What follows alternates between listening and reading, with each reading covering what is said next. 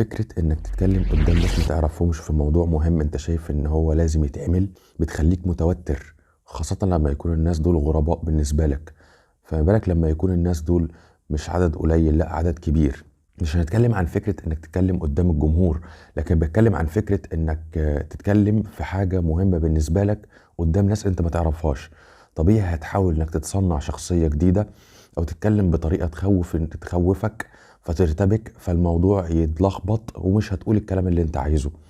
عشان كده حاول انك لما تتكلم قدام الناس تتكلم على سجيتك. هتقولي ازاي الكلام ده؟ انا مش هعرف، لان لا هفكر لما اجي اتكلم في موضوع على سجيتي هقعد افكر في الموضوع وانا بتكلم جواه، فهبقى مرتبك، الدنيا هتتلخبط معايا. فالحل في كده ايه؟ الحل انك تتعود تتكلم قدام مثلا مراية، او تتكلم قدام كاميرا وتسجل وتشوف اللي انت سجلته ده مناسب ولا مش مناسب. تحاول تحط الكلام ده في نقط تحت بعضها، بحيث انك تفتكر كل نقطة وتقولها. الممثلين مثلا لما بييجوا يمثلوا دايما بيحاولوا ان هم ياخدوا طابع شخصية ما في خيالهم، هي بالنسبة لهم قدوة. ممثل ما عايزين يعملوا زيه، او شخصية ما عايزين يعملوا زيها. بس طبعا ده ما ينفعش، لانك لازم يكون لك بصمة. البصمة دي مش هتيجي كده بالساهل.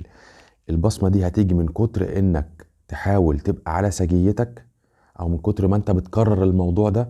هتلاقي ان انت ابتديت ان انت ايه، يبقى لك بصمة. لان لكل واحد في العالم ده شخصية، لكل واحد بصمة، ليه طريقة معينة في الكلام، ليه طريقة معينة في التمثيل، هتخليه ان هو يقدر يطلع حاجة الناس تحبها والناس هتعرفك عن طريقها. فلما تيجي تتكلم او تيجي تعمل حاجة اعملها على سجيتك او على طبيعتك. ما تحاولش تقلد حاجة معينة. الناس مش عايزة نسخ مكررة من حاجة معينة. الناس عايزة يبقى لك شخصية وبصمة، ودي اللي الناس هتحبها فيك، ودي اللي الناس هتبقى عارفاك عن طريقها. في نهاية الفيديو، لو عجبك الفيديو دوس لايك واكتب لي كومنت لو عجبك الفيديو او الحاجة اللي مش عجباك.